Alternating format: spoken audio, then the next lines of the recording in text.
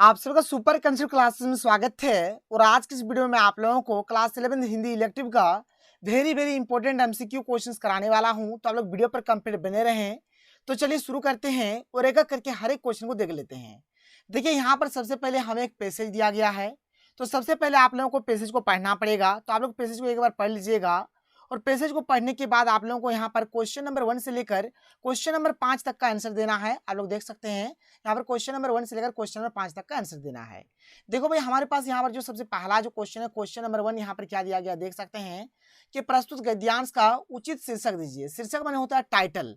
देखिए आप लोग कोई भी फिल्म वगैरह देखते हैं ना, तो फिल्म का एक ठो नाम होता है, तो वैसे भी यहाँ पर ये जो फिल्म है इसका आपको एक ठो नाम देना है। तो भाई थोड़ा सा इसको पढ़ लो। यहाँ पर क्या है कि संपूर्ण भारत स्वतंत्र भारत का संपूर्ण दायित्व आज विद्यार्थी के ही ऊपर है, क्योंकि आज जो विद्यार्थी है वे ही कल स्वतंत्र भारत के नागरिक होंगे। मतलब यहाँ पर विद्यार्थी के बारे में बातचीत हो रहा है, इसलिए यहाँ पर इसका जो हमारा सही उत्तर हो जाएगा एक का हो जाएगा ऑप्शन नंबर ए हो जाएगा, विद्यार्थी का लक्ष्य।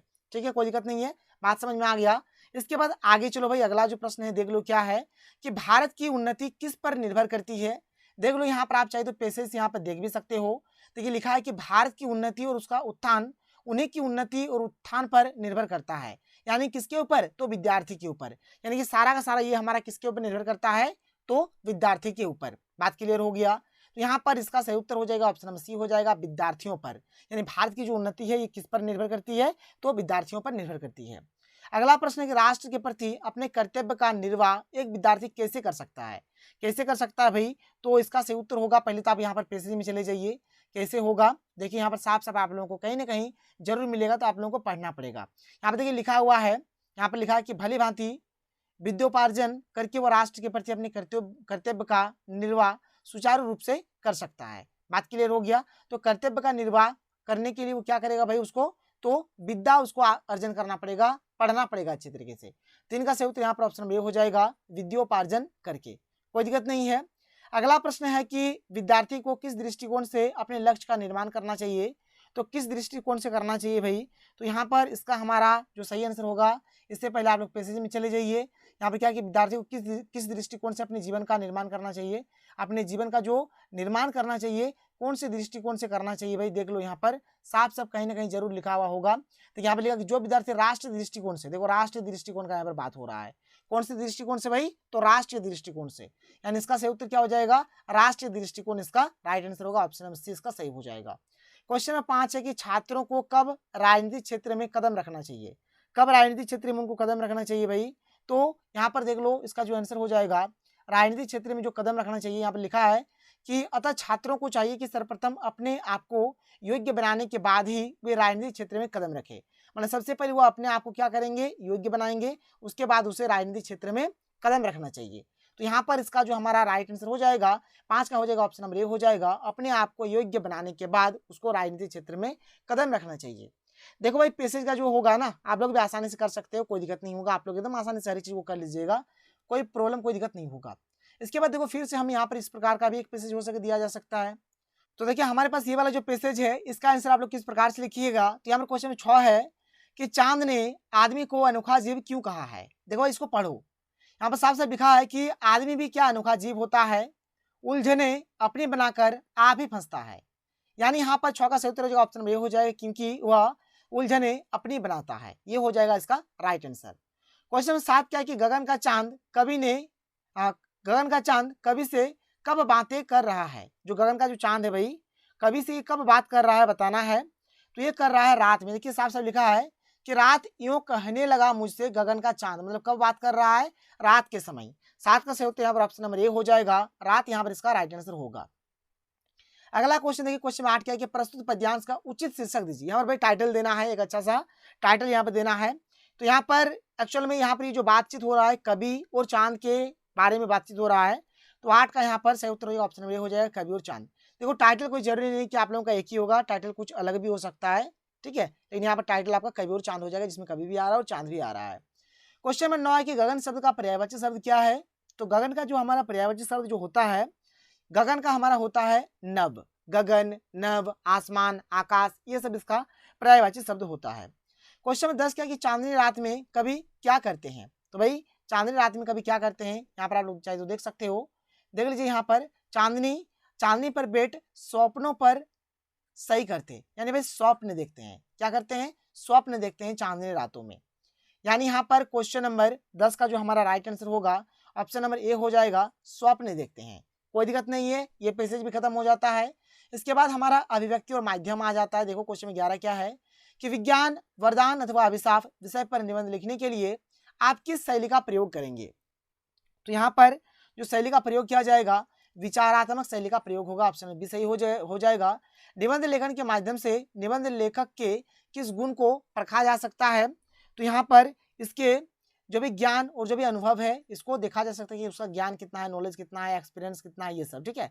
क्वेश्चन नंबर 13 की निम्नलिखित में से क्या कार्यालयी पत्र की एक विशेषता हो सकती है? जो कार्यालयी जो पत्र होता है उसका क्या एक विशेषता होगा? तो यहाँ पर 13 का हमारा जो सही उत्तर हो जाएगा ऑप्शन बी हो जाएगा, संक्षिप्तता हो जाएगा इसका राइट आंसर।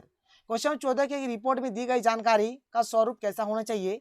तो रिपोर्ट में जो भी जानकारी दिया जाएगा ना भाई उसका जो स्वरूप होना चाहिए किस प्रकार का होना चाहिए? तो हमेशा तथ्यात्मक होना चाहिए। क्वेश्चन 15 किस बैठक के लिए प्रस्तावित कार्यों की क्रमबद्ध सूची क्या कहलाता है, क्या कहलाती है? कार्यों की जो क्रमबद्ध जो सूची है उसको क्या बोला जाता है? तो 15 का यहाँ पे सही उत्तर हो जाएगा ऑप्शन नंबर डी हो जाएगा, कार्य सूची इसको बोला जाएगा। क्वेश्चन 16 क्या कि प्रत्यक्ष संवाद के बजाय किसी तकनीकी या यांत्रिक माध्यम के द्वारा समाज के लिए विशाल वर्ग से संवाद कायम करना कहलाता है? इसको क्या बोला जाता है? तो इसको भाई बोला जाता है जनसंचार। ऑप्शन नंबर 20 का सही होगा। देखिए क्वेश्चन में 17 क्या है कि समाचार सामग्री की अशुद्धियों को दूर करके पठनीय एवं प्रकाशनीय योग्य बनाना कहलाता है। तो इसको क्या बोला जाता है? तो इसको बोला जाता है संपादन, मतलब एडिटिंग करके हर एक चीज को किया जाता है। सूचनाओं का संकलन एवं संपादन कर पाठकों तक पहुंचाना क्या कहलाता है? तो इस चीज को क्या बोला जाता है? तो इसको बोला जाता है पत्रकारिता। ऑप्शन बी सही हो जाएगा। जनसंचार का सबसे नवीन एवं लोकप्रिय माध्यम क्या है? अभी के टाइम का जो सबसे जो नया है और जो सबसे जो अच्छा जो फेवरेट वाला जो माध्यम है क्या हो जाएगा? तो यहाँ पर 16 का भाई हमारा देखो यहाँ पर 19 नंबर ना 19 नंबर सॉरी 19 क्वेश्चन 19, तो 19 का यहाँ पर सही उत्तर हो जाएगा इंटरनेट। इंटरनेट भाई अभी के टाइम में क्या है? सबसे नया है और सबसे लोकप्रिय है, क्योंकि इंटरनेट के द्वारा हम लोग हर एक चीज को कुछ भी कर सकते हैं। यहाँ पे क्वेश्चन 20 क्या है? समाचार किस शैली में लिखी जाती है? तो हमारा जो समाचार है ये उल्टा पिरामिड शैली में लिखा जाता है। 20 का सही उत्तर यहाँ पर ऑप्शन नंबर ए हो जाएगा। फिर यहाँ पर देखिए हमें यहाँ पर किताब का कुछ पैसेज टाइप का दिया गया है, इसको आप लोगों को देखना है। यहाँ पर क्वेश्चन 21 जो है इसका हमारा जो यहाँ पर क्वेश्चन 21 का जो हमारा राइट आंसर हो जाएगा, बोला गया कि प्रस्तुत पंक्ति के कवि कौन है? यहाँ पर इसके कवि का नाम हो जाएगा सूरदास। देखो भाई मैंने आप लोगों को एक ट्रिक बताया था, अगर मेरा ट्रिक वाला वीडियो देखा होगा, देखिए मुरली है, मुरली है कि नहीं? ये मुरली है। मुरली मतलब क्या होता है? बांसुरी। बांसुरी से क्या निकलता है? सुर निकलता है, और सुर से हमारा क्या हो जाएगा? तो सुर से हो जाएगा हमारा सूरदास। ठीक है, सुर से क्या हो जाएगा? सूरदास हो जाएगा। क्वेश्चन 22 गोपियों के अनुसार कृष्ण को कौन प्रिय है? कृष्ण को कौन प्रिय है भाई? तो कृष्ण को प्रिय है मुरली। क्या है अगला प्रश्न की नंदलाल ही नाना भांति नचवाती। देखो भाई यहाँ पर भी 9 वाला है, यहाँ पर भी 9 वाला है, यहाँ पर भी 9 वाला है, यानी एक ही वर्ण यहाँ पर कई बार रिपीट हुआ है। जब एक ही वर्ण कई बार रिपीट होगा तो उसको हम लोग क्या बोलेंगे? अनुप्रास अलंकार बोलेंगे। अलंकार को लेकर मैं आप लोगों को एक ट्रिक दे दूंगा जिससे आप लोगों का अलंकार गलत नहीं होगा। अगला प्रश्न है कि अरे इन दोहुन रा न पाई से दोहुन से कबीर का क्या आशय है? तो यहाँ पर दोहुन का मतलब क्या हो जाएगा? तो दोहुन का यहाँ पर मतलब हमारा हो जाएगा हिंदू और मुसलमान दोनों होगा। 24 का सही उत्तर यहाँ पर ऑप्शन नंबर ए हो जाएगा। क्वेश्चन 25 क्या है कि झरी झरी झीनी बूंद है प्रतिमानों में झरी झरी कौन सा अलंकार है? देखो भाई एक ही चीज यहाँ पर 2 बार रिपीट हुआ है, ये भी झरी है, ये भी झरी है। जब एक ही शब्द, देखो याद रखो, जब एक ही शब्द बार बार रिपीट होगा ना तो उसको हम लोग बोलेंगे क्या बोलेंगे? पुनरुक्ति प्रकाश अलंकार बोलेंगे। और जब एक ही वर्ण हमारा बार बार रिपीट होगा तो उसको हम लोग बोलेंगे अनुप्रास अलंकार। अगर वर्ण रिपीट होता है तो उसको हम लोग बोलेंगे अनुप्रास अलंकार, और अगर कोई शब्द रिपीट होगा तो उसको हम लोग बोलेंगे क्या बोलेंगे? पुनरुक्ति प्रकाश अलंकार बोलेंगे। क्या बोलेंगे? पुनरुक्ति प्रकाश अलंकार बोलेंगे। इस बात का ध्यान रखिएगा। तो 25 का सही उत्तर यहाँ पर ऑप्शन नंबर ए हो गया। क्वेश्चन 26 पाठ्य पुस्तक में पद्माकर ने अपनी कविता में किसका वर्णन किया है? तो जो पद्माकर जो है ना भाई किस चीज का वर्णन किया है? तो पद्माकर ने क्या है? ऋतुओं का वर्णन। 26 का सही उत्तर यहाँ पर ऑप्शन नंबर ए हो जाएगा। क्वेश्चन 27 की संध्या के बाद कविता में वृद्ध क्या है? विधवाओं की तुलना किससे की गई है? तो किससे किया गया है? तो 27 के यहाँ पर हमारा सही उत्तर हो जाएगा ऑप्शन नंबर ए बगुलों से। क्या हो जाएगा? बगुलों से। क्वेश्चन 28 घर में वापसी कविता में पत्नी की आंखें कवि के अनुसार क्या है? तो कवि के अनुसार जो यहाँ पर जो पत्नी की जो आंखें हैं ये क्या है भाई? तो यहाँ पर 28 का हमारा सही उत्तर हो जाएगा ऑप्शन नंबर डी हो जाएगा, हाथ हो जाएगा। ठीक है, हाथ इसका सही आंसर हो जाएगा।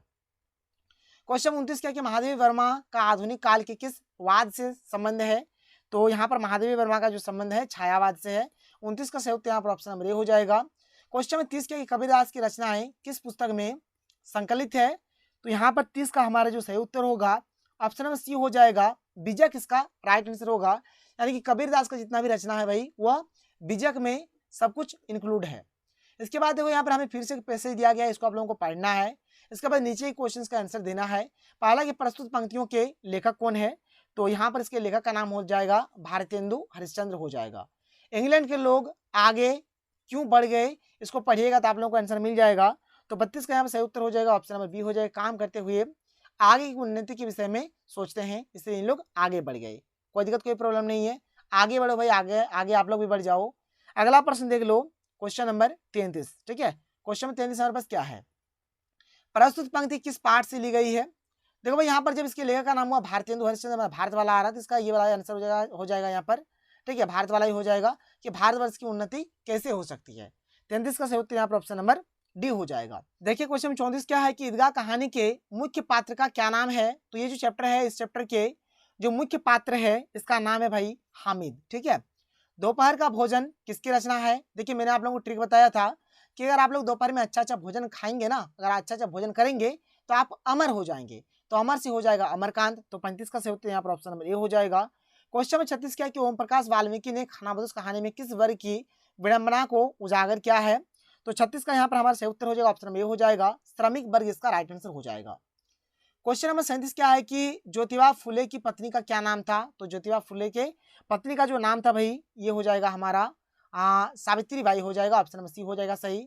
गूंगे कहानी में किसके प्रति समाज में व्याप्त संवेदनहीनता को रेखांकित किया गया है? तो यहाँ पर 38 का हमारा जो सही उत्तर होगा ऑप्शन नंबर ए हो जाएगा, दिव्यांग हो जाएगा। क्वेश्चन 39 क्या हरिशंकर परसाई प्रसिद्ध यहाँ पर एक खालिस्तानी लेखक है?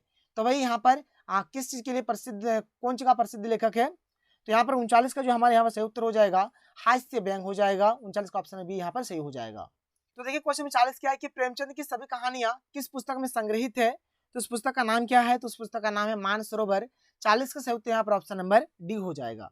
आगे चलिए क्वेश्चन में 41 देख लेते हैं। देखिए क्वेश्चन में 41 क्या है कि अंडे के छिलके मोहन राकेश द्वारा लिखित एक प्रसिद्ध यहाँ पर खालिस्तान है। तो क्या है भाई? तो यहाँ पर ये हमारे एकांकी है। 41 का सही उत्तर हमारा क्या हो जाएगा? ऑप्शन नंबर बी हो जाएगा। क्वेश्चन 42 है कि अंतराल भाग 1 में हुसैन की कहानी अपनी जवानी पाठ में हुसैन के जीवन के किस अवस्था की चर्चा की गई है? तो भाई इसमें इसका बचपन और युवा दोनों, ठीक है, दोनों अवस्था के बारे में बातचीत हुआ है। 42 का सही उत्तर क्या हो जाएगा? ऑप्शन नंबर ए हो जाएगा। क्वेश्चन 43 का कि मकबूल फिदा हुसैन को कला के किस क्षेत्र में प्रसिद्धि मिली? तो यहाँ पर 43 का सही उत्तर हो जाएगा, ऑप्शन नंबर ए हो जाएगा, चित्रकारी हो जाएगा। क्वेश्चन 44 का आवारा मसीहा उपन्यास किस साहित्यकार के जीवन पर आधारित है? तो वही मसीहा हमारा कौन होता है? जो हमारा भगवान होता है, यानी कि विष्णु प्रभाकर इसके लेखक का नाम है। और किसके जीवनी पर यह आधारित है भाई ये भी जान लो। तो 44 के यहाँ पर सही उत्तर हो जाएगा शरद चंद्र हो जाएगा। क्या हो जाएगा? शरद चंद्र, ऑप्शन बी होगा सही यहाँ पर। शरद चंद्र के पिता का नाम क्या था भाई? तो इनके पिता का नाम था मोतीलाल। 45 का सही उत्तर यहाँ पर ऑप्शन नंबर ए हो जाएगा। तो ये रहा हमारा आज का वीडियो। चलिए मिलते हैं अगले वीडियो में। थैंक यू, जय हिंद।